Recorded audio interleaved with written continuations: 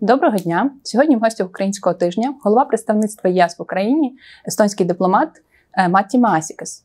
Your Excellency, thank you so much for coming here and that you agreed for this interview. Ми говоритимемо англійською, але ви зможете читати переклад у субтитрах.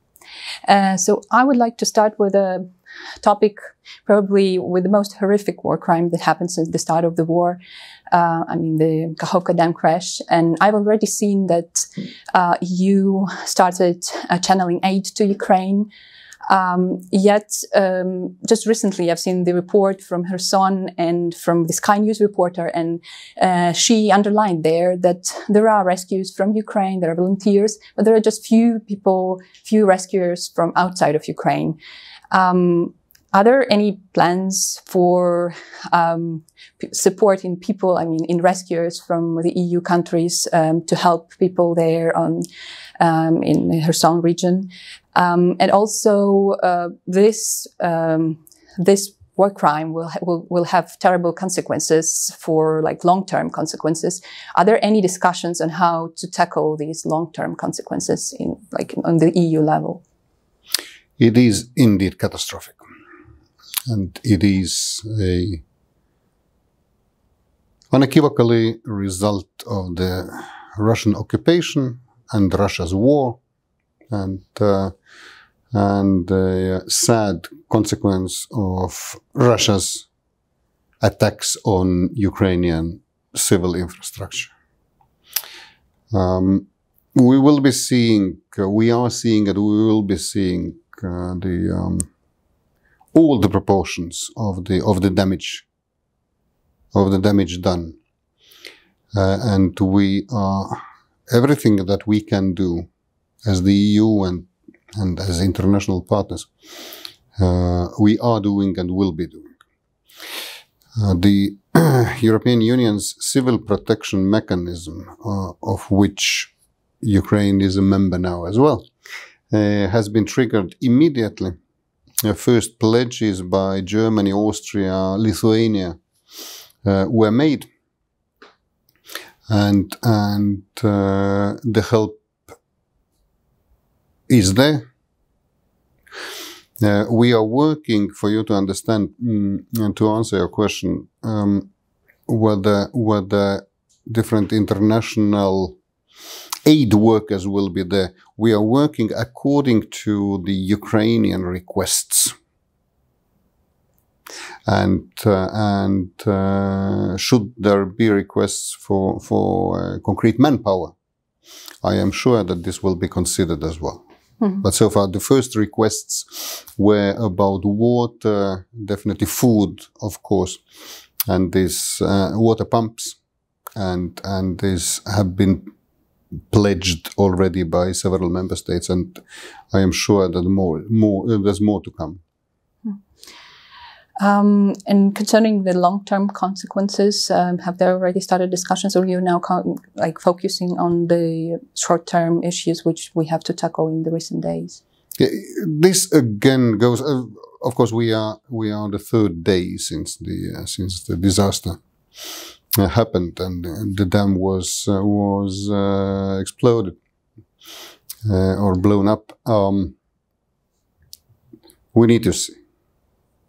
We need to see, and again, Ukrainian authorities who have the best picture and who have the best analysis of the needs will be in the lead.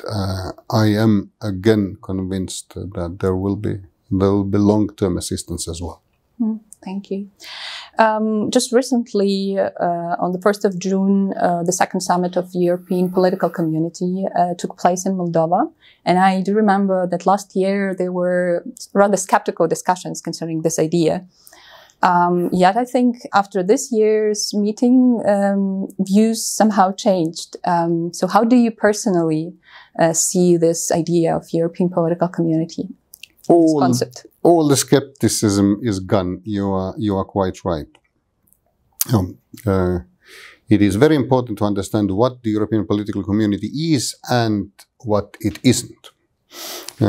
It is a wonderful forum for broader discussions on security and stability on the whole continent. You know very well that not all, should I say unfortunately, not all countries that are geographically in Europe do not belong to the EU. And I think it was a very smart move to create such a discussion platform at the highest level, so that countries like not only EU countries and the EU institutions, but also countries like the United Kingdom, Turkey, not to speak of course of Ukraine, can meet and discuss these issues. Formally, there was no such forum. But what the European political community is not is no substitute for EU's enlargement policy.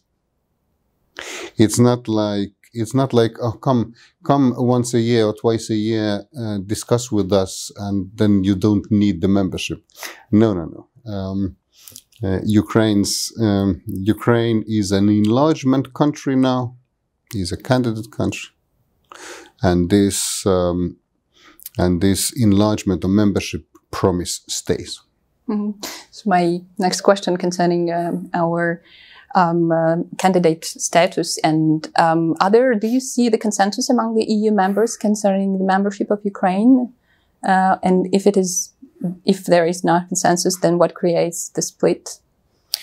All enlargement-related issues in the EU are being decided by a consensus among member states, by the member states and by consensus. And it is logical because the EU is a voluntary club where sovereign countries have joined, pooling, sharing some of their sovereignty. So it is a very big decision. So when you are in this club, of course, for any newcomers joining must be okay for all existing members. That's why all these decisions are being taken by consensus, and all the decisions related to Ukraine's candidate status so far, of course, have been taken by consensus. It is clear, and will be, because they will have to. There is the level of support, popular support, democratic support among EU citizens, EU member state citizens towards all the assistance to Ukraine is very high, and has remained high. I know that there have been, or there were, fears of a normalization of the situation. This has not happened, and I'm very proud of that, and I'm very happy about that. EU citizens continue to support humanitarian assistance, military assistance, and also political support towards Ukraine.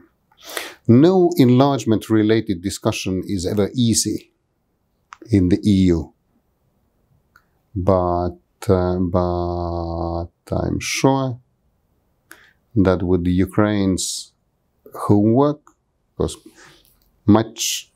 vast majority of the accession process consists of the candidate country's homework. All the decisions that are needed will be taken. Concerning the homework, I know that in the end of June there should be presentation of the verbal report of the European Commission on the reform process in Ukraine, Moldova, and Georgia. I know you commented a little bit about that, but what are your personal evaluations of the reform process that Ukraine have reached and have done? Ukraine's accession process has not only energized or re-energized the enlargement discussions within the EU, but it has also given a new impetus to reforms in Ukraine. It is, first of all, it is a not a miracle, but it is something absolutely amazing that the Ukrainian state and Ukrainian democracy has continued to function. One would have thought that when your country is under a full-scale invasion by a nuclear power, all you do is fight the war. And the war you are fighting in an admirable way. But at the same time, the administration continues to work. And the parliament, the Rada, continues to meet and adopt laws, and the government continues to implement them. So it is very positive, and it is crucial, of course, and one wants to proceed on the enlargement track. I think the 7 recommendations that the European Union attached to its decision to grant the candidate status have helped focus minds.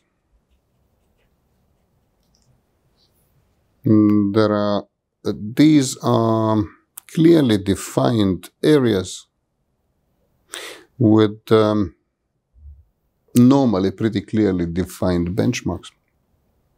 What needs to be done, and much has been achieved. There is more to do, definitely, and you are right.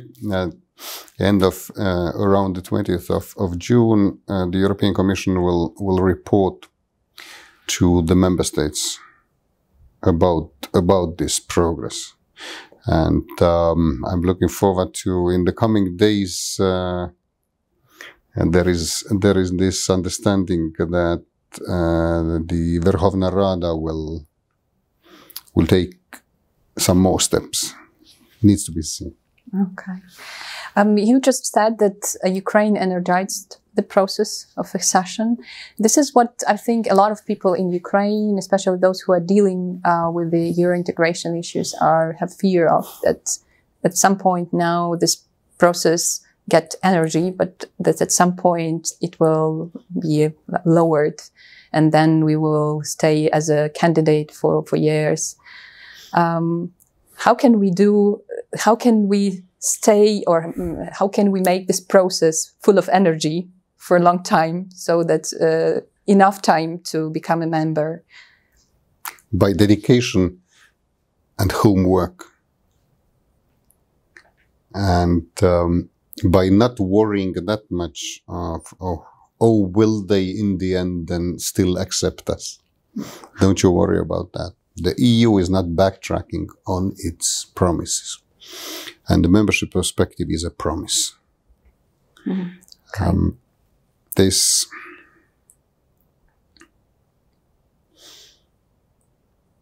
I know there have been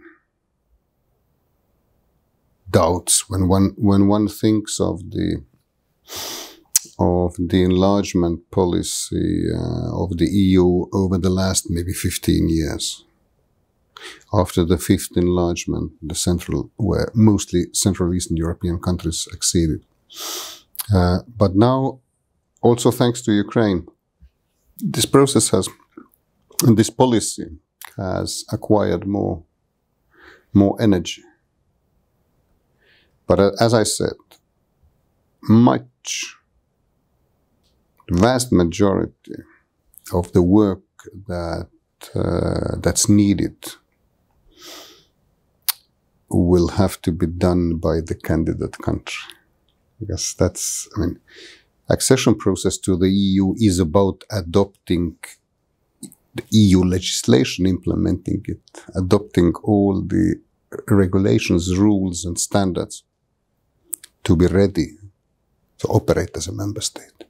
And here, of course, the EU helps, assists, and also including with money. But the main work is on the candidate country side.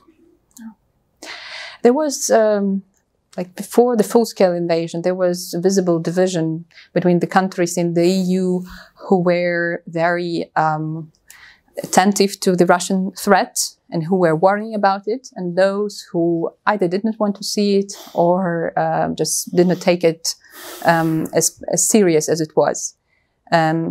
I think this division is now rather in the past, or is it, in your opinion? Because you represent the country in the EU which was warning the others about it, of course. And are there any other visible splits between the EU countries now? The EU is completely united in its response to this horrible war. Because the situation is so grave.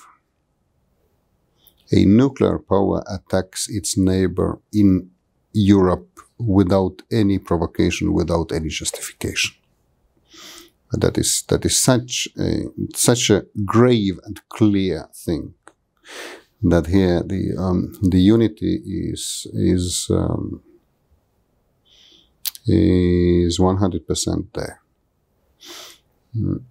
Yes, before the full-scale invasion, there were different assessments on the Russian threat, and I don't shy away of saying that when history will be written and when the EU's foreign policy will be assessed, so underestimation of the Russian threat will be among the biggest mistakes. It has been acknowledged already now. Leaders like President von der Leyen of the European Commission, Sanna Marin, the Prime Minister of Finland, and others, President Macron of France recently in Bratislava, they have all acknowledged that they should have, the EU as a whole, should have listened more to those warnings. But what comes now, of course, this is more for historians maybe, but also for actual practitioners of foreign policy to plan our post-war policies. But what counts now is this remarkable unity, this common assessment of the situation. Thank you. There are lots of talks about the reconstruction of Ukraine, and this horrible dam explosion also adds up to to this reconstruction discussions, I think. Yet I would like to ask, because there is almost since the start of the full-scale invasion, there were talks concerning the reconstruction, how it will look like. Do you expect that there might be like the united plan for reconstruction as the Marshall Plan, and will there be any body or person who will coordinate this reconstruction process and the aids that will be coming in, or this will be like different initiatives from different countries? Let me turn the question around a bit, if you will. The most important thing with the reconstruction is that the Ukrainian authorities have a plan. A clear assessment, the list of damages, the priorities, what needs to be, and in which order needs to be restored. On the donor side, the donors coordination platform, where Ukraine is a full-fledged member, has been set up early this year. This platform has a secretariat. It is meeting frequently, and I may say that on the fast recovery, meaning for the needs this year, for the critical infrastructure, there are results that are pretty encouraging in terms of pledging money. Ukraine participates in all these discussions, and the Ukrainians also know what needs to be done, what plans need to be presented. On the long-term recovery after the victory, it's hard at this stage to predict how exactly will it look like. It is an exercise where nobody has an experience. Hundreds of billions of dollars, euros are probably needed. Or not probably, for sure needed. Coming from different sources. Also, it needs to be that the aggressor must pay, and has to, the whole process needs to ensure a very strong Ukrainian buy-in. Nobody wants to come to Ukraine and say, hey, I have this money, and for this you need to rebuild this, this, and this. It all needs to go according to the Ukrainian plans. And I think this experience that we are now having with the coordination platform helps us to prepare for the future as well. So to continue the issue of reconstruction, I think there always will be an issue of clarity of how the funds are used. So are there any discussions and plans how to check how clear the funds are used and whether there is no corrupted schemes or issues on that? As far as I can see now personally from Kiev, there will be thousands of issues that we need to solve. There are, of course, the principles of the reconstruction from Lugano conference last year, where one point I want to especially underline, of course, after the fact that this reconstruction will enable to build back better, greener, more sustainable. The fact that I want to underline is that reconstruction will go, and using this money will go hand in hand in the EU-related reforms. Yes. The European Union, when you advance on your membership path, the European Union affects or deals with so many various areas of life. And for instance, environmental standards are very high there, or how your energy system works. And there we can rebuild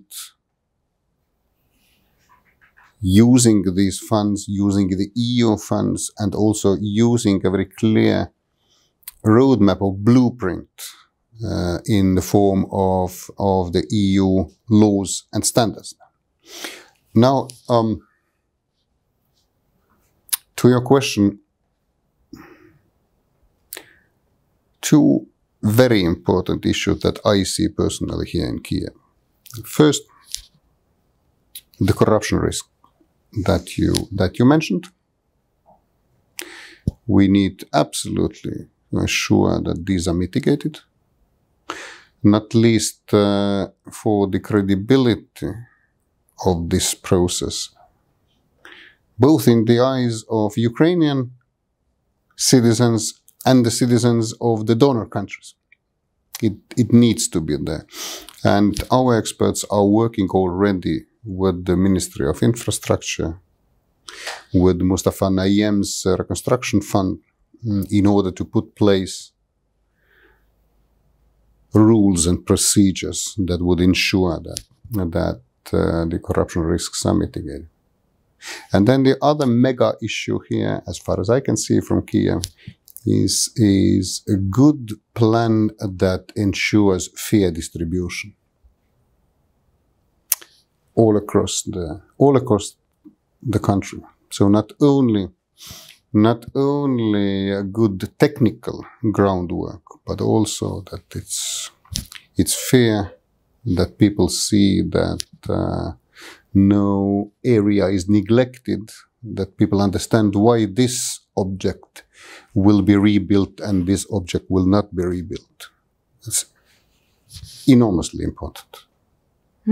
And considering this fair distribution, I would just need one more question. So does it mean that these funds will be also distributed to the regions which are not as strongly affected by Russian invasion?